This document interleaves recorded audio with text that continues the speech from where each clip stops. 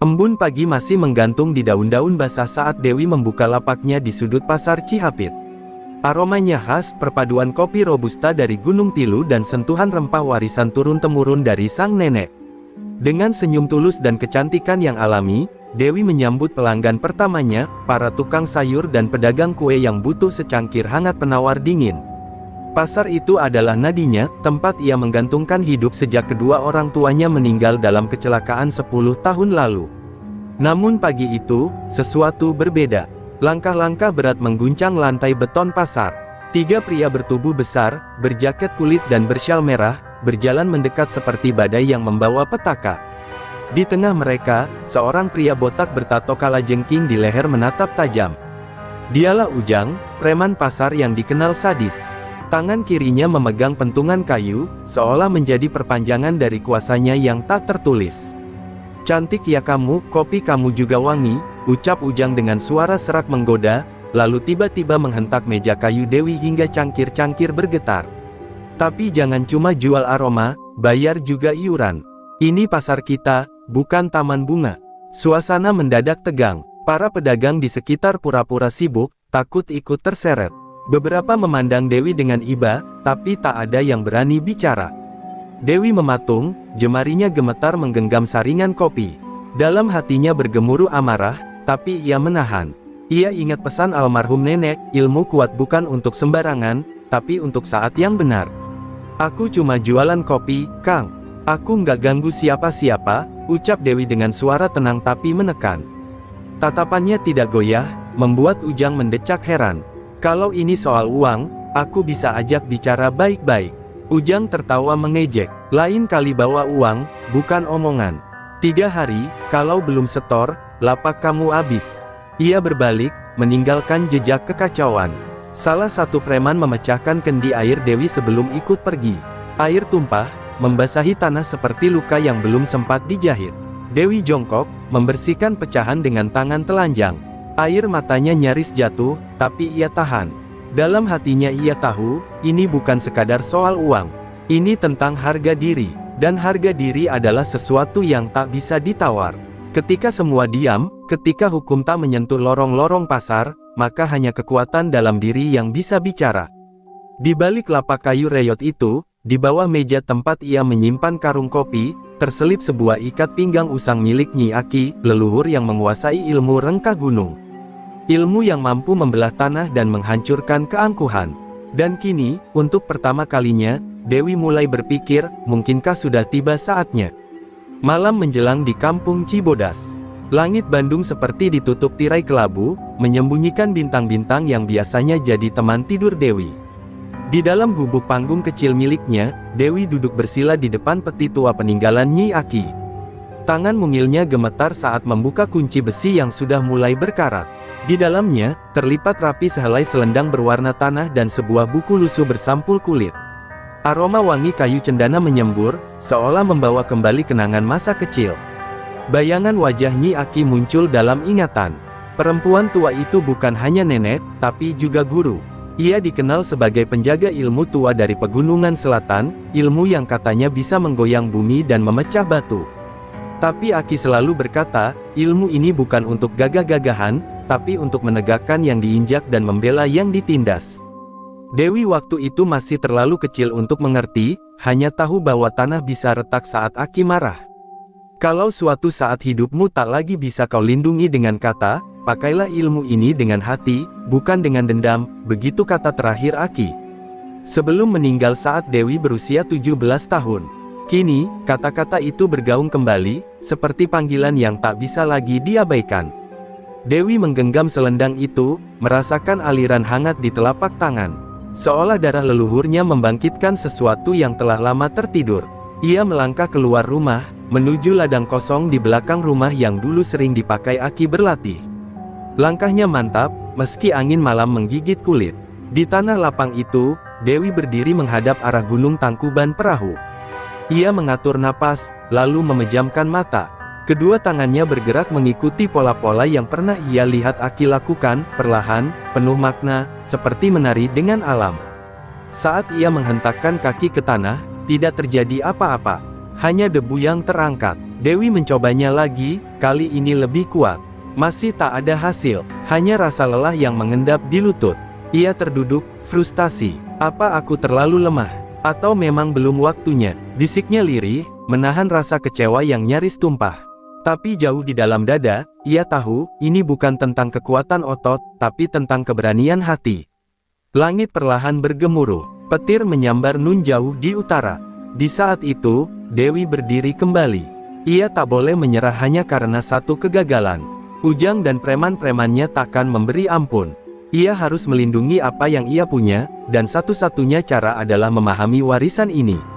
Ia kembali memejamkan mata, kali ini membiarkan kenangan, amarah, dan cintanya pada Nyi Aki membimbing geraknya. Tiba-tiba, tanah di bawah kakinya bergetar ringan. Tak kuat, hanya seperti napas dalam dari bumi. Tapi cukup membuat dedaunan jatuh dari rantingnya. Dewi terdiam, dadanya bergemuruh.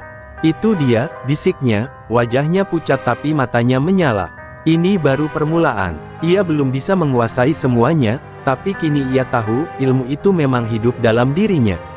Dan di kejauhan, tanpa ia sadari, seseorang mengintai dari balik pohon. Sepasang mata mengawasi geraknya dengan waspada, mata yang pernah melihat ilmu itu puluhan tahun lalu, dan tahu betapa berbahayanya bila ilmu rengkah gunung kembali bangkit di tangan yang tak tunduk pada ketakutan. Pagi itu, pasar Cihapit tak seramai biasanya. Udara terasa lebih dingin, bukan karena cuaca, tapi karena bisik-bisik ketakutan yang menyelimuti para pedagang. Dewi kembali membuka lapaknya, meski dalam hatinya bergolak. Selendang warisan Nyi Aki kini ia kenakan sebagai ikat pinggang, tersembunyi di balik apron lusuhnya. Ia belum sepenuhnya menguasai ilmu rengkah gunung, tapi tekadnya tak lagi rapuh. Wajah-wajah yang biasa menyapanya kini menunduk, takut dituduh ikut membela. Tak lama kemudian, langkah-langkah yang sama seperti kemarin kembali terdengar. Ujang dan anak buahnya datang, kali ini tanpa basa-basi. Ia menyambar satu cangkir kopi di meja Dewi, menyeruputnya tanpa izin, lalu memuntahkannya ke tanah. Pahit, katanya sinis. Kayak nasibmu nanti kalau masih keras kepala. Dewi berdiri tegak, matanya tidak berkedip. Ini bukan soal rasa, Kang. Ini soal akal. Pasar ini bukan milikmu, jawab Dewi tegas. Kalimat itu seperti petir di siang bolong. Suasana pasar membeku. Seorang ibu penjual tempe buru-buru mengemasi dagangannya, takut kalau kekacauan pecah kapan saja. Namun Dewi tidak bergeming, dan Ujang menyadari bahwa kali ini lawannya bukan gadis biasa. Wajah Ujang berubah merah. Ia menghampiri Dewi, berdiri hanya sejengkal dari wajahnya. 3 hari, katanya pelan tapi mengancam. 3 hari buat mikir. Kalau sampai lewat, bukan cuma lapakmu yang hilang. Kau juga bisa ikut dikubur di bawahnya. Ia lalu menghempaskan gelas ke lantai, pecah berderai. Darah Dewi mendidih, tapi ia menahan diri. Bukan sekarang. Belum saatnya. Setelah mereka pergi, para pedagang perlahan mendekat, tapi bukan untuk membantu, melainkan untuk memperingatkan. Dewi, minggir aja dulu, teh. Jangan bikin pasar ini kacau. Ujang itu bisa nyawa jadi taruhan, kata Pak Rahmat, pedagang ikan. Tapi Dewi hanya tersenyum lemah. Kalau semua orang diam, mereka akan terus berkuasa. Hari ini mereka pala aku, besok kalian. Di rumah, Dewi membuka kembali buku tua Nyi Aki. Ia membaca tiap halaman dengan mata yang merah karena letih. Ilmu itu bukan sekadar jurus, tapi pemahaman tentang getaran tanah, kehendak alam, dan niat hati. Untuk mengguncang bumi, hati harus setegas batu. Tapi Dewi masih meragukan dirinya. Apakah ia mampu? Apakah ia bisa menanggung akibat dari bangkitnya ilmu ini? Malam itu, ia berdiri di ladang belakang, mencoba kembali jurus rengkah gunung. Kali ini ia merasakan getaran yang lebih kuat, tanah retak sejengkal di bawah telapak kakinya. Namun tubuhnya terhuyung. Ilmu ini menyerap tenaga dan emosi. Terlalu sering digunakan tanpa kendali bisa membuatnya pingsan, atau lebih buruk. Tapi waktu tak memberi pilihan. 3 hari adalah waktu yang terlalu singkat untuk belajar, tapi terlalu lama untuk terus ditindas. Di tempat lain, Ujang duduk di dalam pos ronda pasar, tertawa bersama anak buahnya. Namun wajahnya tak benar-benar santai. Gadis itu bukan orang biasa, gumamnya. Lalu ia menoleh pada Darto, pedagang kopi pesaing Dewi yang duduk gelisah di sudut. Kau yang suruh kami usir dia, sekarang bantu selesaikan. Aku gak mau kecurigaan orang pasar naik. Jangan cuma bisanya ngadu doang. Dan malam itu, sebuah rencana pengkhianatan mulai disusun, rencana yang akan mengguncang lebih dari sekadar tanah. Malam menyelimuti Cibodas dengan sunyi yang mencekam. Bintang-bintang seolah enggan muncul, langit tertutup awan tebal. Di ladang belakang rumah, Dewi kembali berdiri tegak. Selendang Nyi Aki melilit erat di pinggangnya, tubuhnya berkeringat meski udara dingin menusuk tulang. Hari kedua sejak ultimatum Ujang, dan waktu semakin menipis. Ia tak bisa hanya mengandalkan harapan, ilmu ini harus dikuasai, atau ia akan kehilangan segalanya. Ia mengambil posisi, kaki merapat lalu membuka pelan, tangan membentuk lingkaran di dada. Gerakan itu seperti tarian kuno, lambat tapi penuh tenaga. Dewi menarik napas dalam-dalam, mengosongkan pikirannya dari rasa takut. Hanya bayangan Nyi Aki yang ia simpan dalam benaknya, bersama keyakinan bahwa darah leluhur masih mengalir dalam nadinya. Lalu, ia menghentakkan kaki ke tanah. Getaran menjalar dari tumitnya ke bumi, dan kali ini tidak hanya tanah yang merespons, udara di sekelilingnya ikut bergemuruh. Tanah mereka memanjang sejengkal, membentuk retakan yang membelah rerumputan seperti luka menganga. Dewi terkejut, terhuyung ke belakang. Jantungnya berdegup kencang, antara bangga dan takut. Ia berhasil, tapi juga menyadari betapa berbahayanya ilmu ini. Saat ia hendak berdiri kembali, suara ranting patah terdengar dari balik semak. Dewi sontak memutar tubuh, matanya tajam seperti mata elang. "Siapa di sana?" serunya. Tak ada jawaban, hanya bayangan gelap berlari di antara pepohonan. Seseorang mengintainya, apakah Ujang, atau orang suruhannya, atau seseorang yang tahu tentang ilmu rengkah gunung. Dewi segera kembali ke rumah. Ia menyimpan buku pusaka dan selendang ke dalam peti kayu. Ketakutan mulai menyelusup ke dalam pikirannya. Bukan hanya preman pasar yang mengancam kini, tapi juga mereka yang mungkin mengincar ilmu itu. Nenek pernah berkata, ilmu ini dicari banyak orang, tapi tak semua berniat baik. Dan malam itu, Dewi mulai benar-benar mengerti. Di sisi lain, Ujang menerima kabar dari anak buahnya yang sempat mengintip dari kejauhan. "Dia bisa retakin tanah, Bang," lapor anak buahnya ketakutan. Kayak si Nyi Aki dulu." Ujang menghela napas panjang. Ia pernah dengar cerita itu, tentang seorang perempuan tua yang bikin tanah di pasar lama ambil 10 tahun lalu. Dulu ia kira cuma dongeng. Tapi kini, dongeng itu hidup kembali dalam tubuh cucunya. Tak ingin ambil risiko, Ujang memanggil seseorang dari luar kota. Lewat telepon, ia bicara lirih, penuh tekanan. "Mang Surya, masih ingat ilmu rengkah gunung?" tanyanya. Di seberang, terdengar tawa kecil. "Ingat, dan aku juga tahu cara mematikannya." Senyuman Ujang mengembang. Jika Dewi memakai ilmu kuno, maka ia akan melawannya dengan yang lebih kelam, santet warisan dari tanah Cimahi. Sementara itu, Dewi duduk bersila di tengah kamarnya, tubuhnya gemetar karena kelelahan. Ia menatap lilin yang hampir habis terbakar. Dalam keheningan itu, ia bersumpah dalam hati, apapun yang terjadi dalam 1 hari terakhir ini, ia akan bertahan. Ia bukan sekadar penjual kopi. Ia adalah pewaris bumi yang bisa mengguncang dunia jika dunia mencoba menghancurkannya lebih dulu.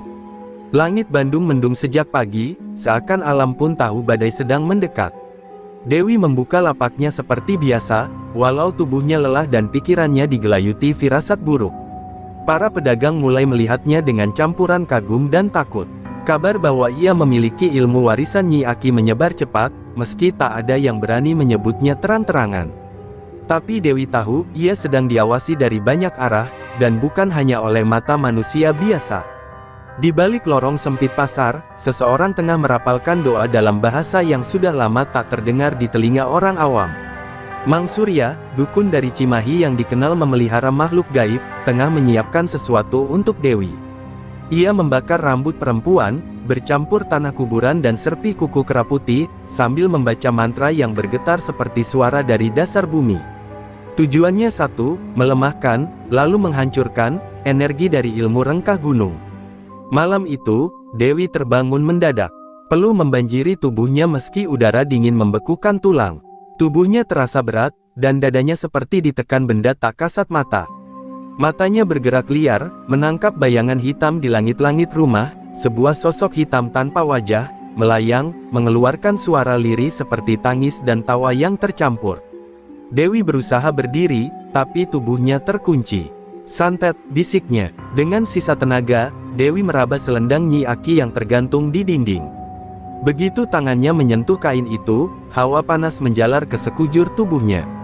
Bayangan neneknya muncul dalam pikirannya, tersenyum, lalu berbisik, "Gunakan napas tanah, lawan dari dalam, jangan panik." Dengan sisa kesadaran, Dewi memejamkan mata dan mulai menarik napas panjang, menyatukan pikirannya pada bumi di bawah rumah panggungnya. Retakan kecil terdengar dari lantai kayu. Tanah di bawah rumah Dewi bergemuruh, menyemburkan energi hangat yang memukul mundur entitas gelap itu. Sosok bayangan meraung sebelum hancur menjadi asap hitam. Dewi tersungkur, lelah luar biasa, tapi selamat. Ia sadar ini baru awal. Serangan tak kasat mata lebih berbahaya dari serangan fisik. Dan musuhnya kali ini, jelas tahu cara mematikan warisan leluhurnya. Keesokan paginya, kabar tentang Dewi kembali menyebar. Sekarang, ada yang bilang ia tak bisa disentuh santet, bahwa rumahnya mengeluarkan cahaya aneh malam tadi. Sebagian mulai menyebutnya sebagai Putri Gunung, atau cucu Nyi Aki. Tapi justru itu membuat Ujang makin geram. "Kau pikir ini legenda?" bentaknya pada Darto, yang semakin menyesal telah menyulut konflik ini. "Kalau santet gagal, kita bikin dia hancur dengan cara biasa." Di sisi lain, Mang Surya tidak menyerah. Ia menyusun rencana kedua, menyerang lewat orang-orang terdekat Dewi. Ia sudah mengirim angin hitam ke Pak Rahmat, satu-satunya pedagang yang sempat membela Dewi beberapa hari lalu. Bikin dia sakit keras. Biar Dewi tahu, semua yang dekat dengannya bisa binasa, gumamnya sambil mengoleskan minyak berbau busuk ke sebuah boneka jerami kecil. Sore itu, Dewi menemukan Pak Rahmat tergeletak di belakang lapak, menggigil dan muntah darah. Ia tak tahu dari mana santet datang, tapi ia tahu satu hal, ia tak bisa lagi hanya bertahan. Ia harus menyerang balik. Malam nanti, ia akan ke tempat sakral di atas bukit, tempat Nyi Aki dulu menutup masa hidupnya, untuk membangkitkan inti dari ilmu rengkah gunung, segel palung bumi. Jika ia berhasil membukanya, maka perang pun dimulai. Langkah Dewi menembus kabut malam menuju bukit yang dikenal warga sebagai Gunung Petir. Di sanalah, menurut buku tua peninggalan Nyi Aki, tersegel inti dari ilmu rengkah gunung, energi purba yang mampu mengguncang bumi dalam radius tak terbatas. Tak sembarang orang bisa membukanya. Sekali segel itu terangkat, tak ada jalan mundur. Entah bumi akan tunduk, atau lepas kendali. Dengan membawa selendang pusaka dan kendi tanah liat berisi air dari 7 mata air, Dewi sampai di batu besar berbentuk seperti telapak tangan raksasa. Di bawahnya, akar-akar menjulur seperti urat nadi. Ia berlutut dan mulai membaca mantra dari lembaran lusuh. Udara tiba-tiba berubah berat. Angin berhenti, dan suara malam menghilang. Hening yang memekakkan telinga, tanda bahwa gerbang antara dunia manusia dan energi tanah mulai terbuka. Ketika tetes terakhir air suci menyentuh tanah, batu besar itu bergetar perlahan. Cahaya kehijauan menyala dari retakannya. Tiba-tiba, bayangan Nyi Aki muncul di hadapan Dewi. Tapi kali ini, wajahnya keras dan tegas. "Sekali kau buka segel ini, Dewi, bumi akan mendengarkanmu. Tapi juga mengujimu. Jika niatmu penuh dendam, tanah akan menelannya. Jika niatmu tulus menjaga, tanah akan melindungimu." Lalu bayangan itu lenyap, disapu hembusan angin pertama setelah hening panjang. Dewi menunduk. Dalam dirinya ada luka dan amarah. Tapi ia tahu, ilmu ini bukan untuk balas dendam semata. Ini tentang harga diri, tentang keadilan, tentang menjaga sesama agar tak diinjak seenaknya. Ia menempelkan telapak tangannya ke batu, lalu berteriak dari dalam hati, "Aku cucu Nyi Aki, pewaris rengkah tanah. Lindungi yang tertindas, dan robohkan keserakahan." Batu itu pecah dengan ledakan kecil, menyemburkan debu dan cahaya. Tanah di sekitar bukit bergetar pelan, lalu diam kembali. Tapi Dewi tahu, segel telah terbuka. Di balik tubuhnya, sebuah simbol lingkaran muncul di tanah, berpendar merah lembut, tanda bahwa energi bumi kini hidup bersamanya. Tubuh Dewi terasa ringan dan hangat. Kekuatan baru merambat ke nadi-nadinya. Ia belum sepenuhnya menguasainya, tapi kini ia terhubung pada sesuatu yang jauh lebih besar. Di tempat lain, Mang Surya terbangun dengan peluh dingin. Api dalam wadah sesajen di rumahnya tiba-tiba padam sendiri. Ia mendesis. Bocah itu sudah buka segelnya. Ujang yang duduk tak jauh dari sana langsung bangkit. Itu artinya kita tak bisa lagi main santet. Mang Surya mengangguk. Sekarang, kita harus hancurkan dia sebelum dia sepenuhnya menyatu dengan bumi. Kalau sudah terlalu dalam, tak ada yang bisa membunuhnya kecuali tanah sendiri. Di pasar, desas-desus mulai berkembang. Orang-orang mulai berani bicara. Beberapa mulai menyisihkan uang untuk membeli kopi Dewi diam-diam, meski masih dalam ketakutan. Darto yang selama ini iri pun mulai gelisah. Ia tahu waktunya tak lama lagi. Jika Dewi berhasil mengalahkan Ujang, posisinya sebagai pemasok kopi utama akan hancur. Maka diam-diam, ia temui Ujang malam itu, membawa satu ide keji. Kalau santet gagal, kita serang warungnya waktu pasar sepi. Bakar, biar semua mulai dari nol. Namun mereka tak tahu, Dewi sudah bisa mendengar bisikan bumi. Di kejauhan, ia berdiri di ujung bukit memandang ke arah pasar. Angin berbisik padanya, daun-daun memberi tanda, musuh sedang bersiap, dan ia pun tak akan tinggal diam. Senja menggantung muram di atas pasar Cibodas. Langit terbakar jingga, seolah meramalkan kebakaran yang akan datang. Dewi menata kembali termos kopi dan gelas-gelas kaleng di lapaknya.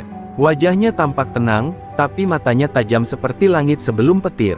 Ia tahu malam ini bukan malam biasa. Ia bisa mencium hawa bensin sejak siang, dan mendengar tanah bergetar halus tiap kali Ujang dan anak buahnya melintas di lorong pasar. Di balik lapak kosong, Ujang dan Darto mengintai. 2 jerigen bensin mereka sembunyikan dalam karung beras, dan korek api siap di saku jaket. Biar dia tahu rasanya main api sama kami, gumam Ujang. Darto hanya mengangguk, tapi raut mukanya gelisah. Sesuatu dalam dirinya meronta, entah karena rasa bersalah atau firasat buruk. Tapi ia tak mundur, terlalu dalam ia ikut campur, dan jalan keluar seolah tertutup rapat. Menjelang maghrib, ketika pasar mulai sepi dan langit makin gelap, mereka bergerak. Perlahan, mereka siramkan bensin ke kayu lapak dan bagian belakang warung. Ujang mengacungkan korek api, tapi sebelum nyala itu menyentuh sumbu, bumi bergetar tiba-tiba. Tanah di bawah kaki mereka mereka seketika, menciptakan celah selebar 1 meter, membuat mereka terpental dan jerigen tumpah ke dalam retakan. Dari kegelapan, Dewi berjalan perlahan menuju mereka. Matanya berkilat, wajahnya dipantulkan nyala kecil dari obor yang dibawa pedagang tua dari jauh. Kalian ingin membakar apa yang kubangun dari peluh dan luka. Suaranya tegas. Tanah ini tahu siapa yang ikhlas dan siapa yang tamak. Dan ia tak akan diam. Di belakangnya, para pedagang mulai berdatangan satu persatu. Tak lagi sembunyi, mereka berdiri di sisi Dewi.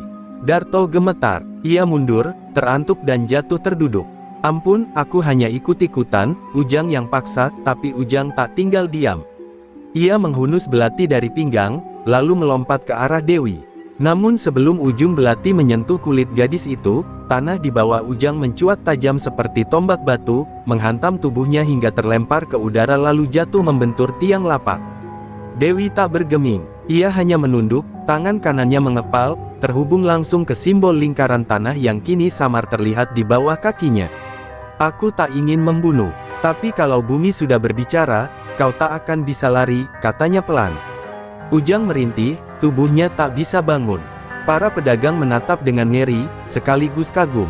Malam ini, pasar milik rakyat kembali. Salah satu ibu penjual sayur maju mendekat, memeluk Dewi sambil menangis. Kau cucu Nyi Aki sungguhan, akhirnya ada yang berdiri lagi untuk kami. Dewi tak berkata apa-apa, hanya menatap ke langit. Tapi di matanya mengalir satu tetes air bening. Ini bukan kemenangan, ini awal dari perlawanan panjang. Sebab ia tahu, masih ada yang lebih gelap dari Ujang, dan kekuatan bumi pun punya batas. Di balik reruntuhan lapak tua di sisi pasar, sepasang mata mengawasi dari kejauhan. Mang Surya berdiri diam, wajahnya kaku. Anak ini sudah terlalu dalam. Aku harus panggil yang tertua, gumamnya.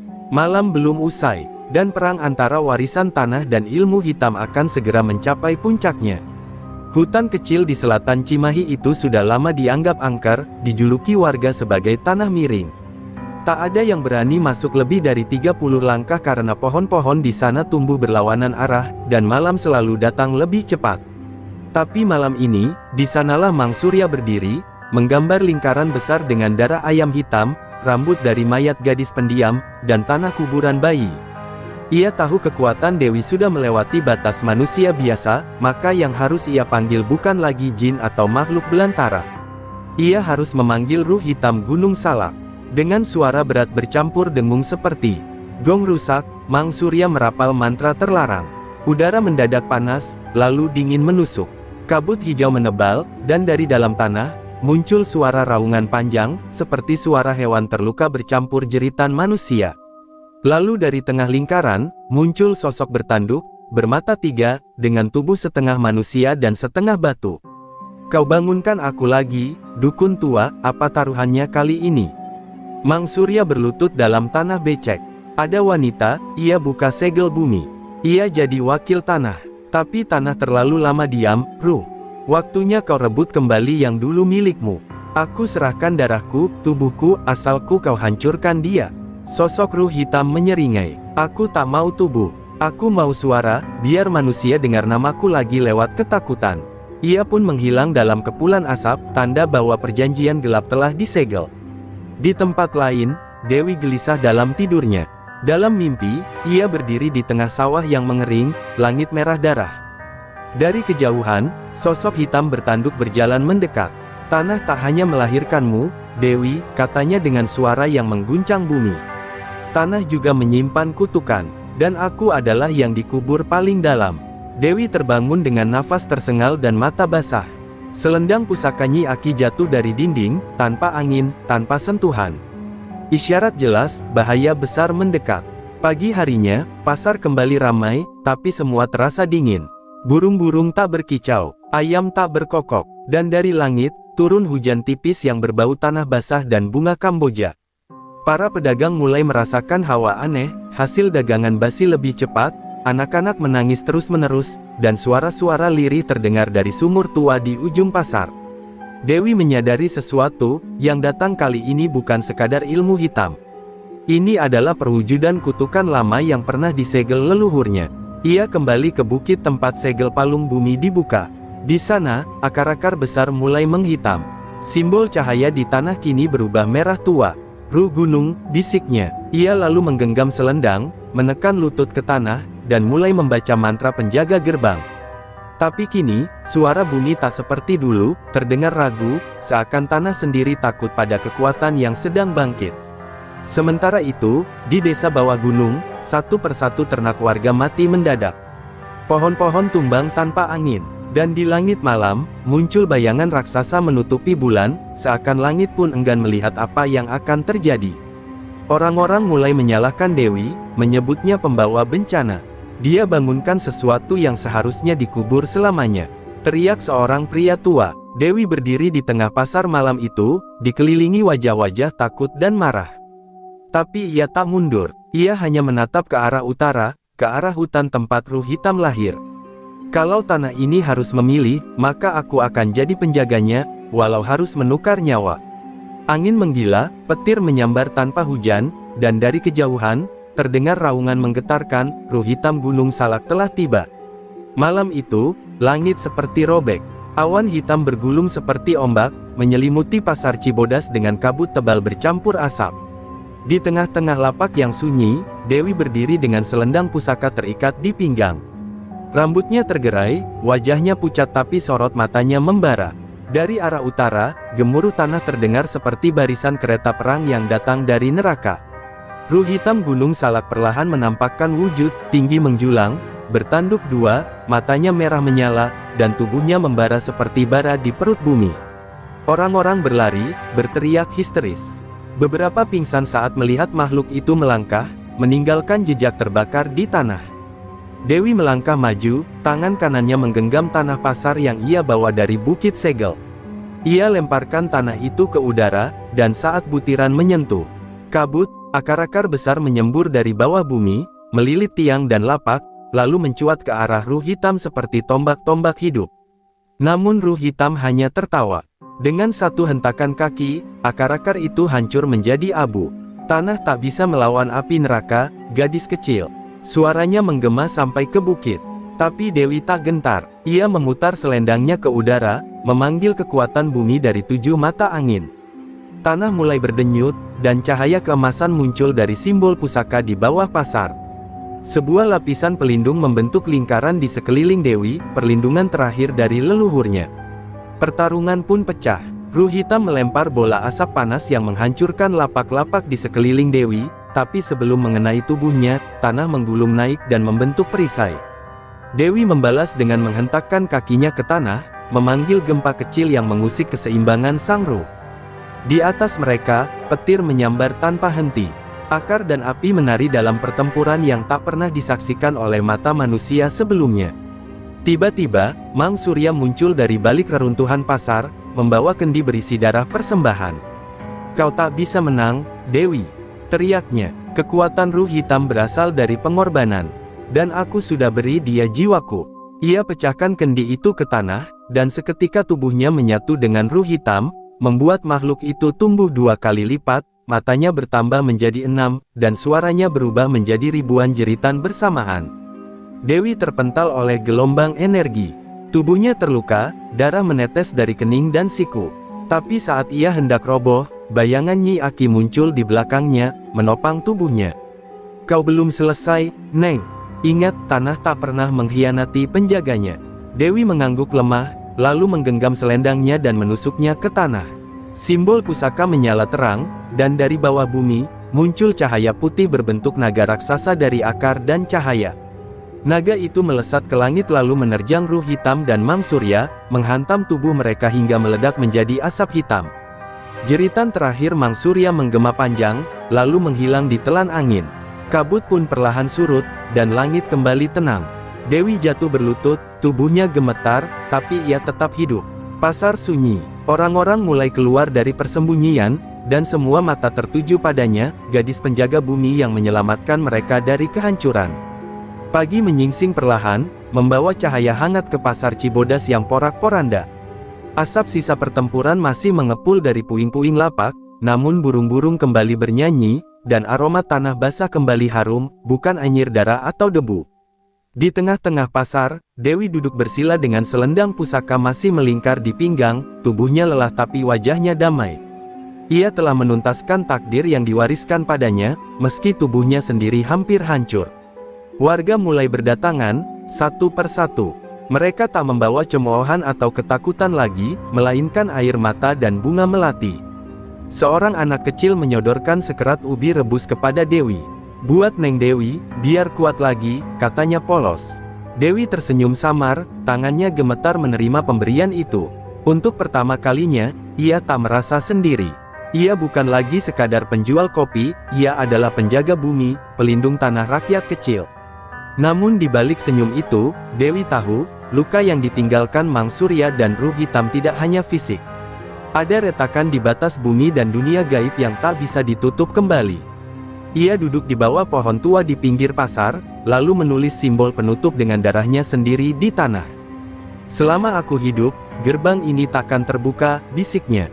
Tapi ia juga sadar, suatu hari nanti, bumi akan butuh penjaga baru. Beberapa hari kemudian, pemerintah datang. Mereka bertanya, menyelidiki, ingin memperbaiki pasar dengan beton dan pembangunan. Tapi warga menolak. Mereka membentuk koperasi pasar, menunjuk Dewi sebagai pelindung adat dan juru bicara mereka. Mereka ingin tetap dekat dengan tanah, dengan akar mereka. Dewi menolak jabatan, tapi ia tetap hadir setiap pagi, dengan termos kopinya, senyum lembutnya, dan mata yang selalu mengamati perubahan angin dan suara bumi. Malam-malam Dewi kini berbeda. Ia sering duduk di atap rumah panggung kecilnya, memandangi bintang. Kadang, ia mendengar bisikan dari akar. Kadang, ia bermimpi bertemu Nyi Aki, yang tersenyum dari balik kabut. Tapi tak ada rasa takut. Karena ia tahu, tanah tak akan pernah benar-benar diam. Selama ada yang rakus, selama ada yang lupa pada asalnya, kekuatan lama akan selalu mengintip dari balik bayang. Suatu malam, seorang perempuan muda dengan tatapan bingung datang ke lapaknya. "Neng Dewi, saya sering mimpi tanah terbuka. Saya lihat naga akar, dan saya lihat wajah Neng di mimpi itu." Dewi menatapnya dalam, lalu tersenyum. "Mungkin tanah sedang memilih calon penjaga baru," katanya pelan. Ia menyodorkan secangkir kopi. "Minum dulu, jalanmu masih panjang." Langit Bandung kembali cerah. Pasar Cibodas kembali hidup, bukan hanya oleh transaksi, tapi oleh kehidupan yang lebih dalam. Di setiap celah tanahnya, tersimpan kisah tentang seorang gadis yang melawan api dengan akar, tentang warisan yang tak ditulis dalam buku, dan tentang cinta yang tumbuh diam-diam antara manusia dan bumi. Di sanalah nama Dewi akan dikenang, bukan sebagai pahlawan, tapi sebagai warisan itu sendiri. Dan ketika tanah kembali bergetar suatu hari nanti, orang-orang tahu kemana mereka harus menghadap. Kepada bumi, kepada warisan, kepada Dewi, gadis cantik dari Bandung, penjual kopi yang menyelamatkan dunia dengan ilmu rengkah gunung.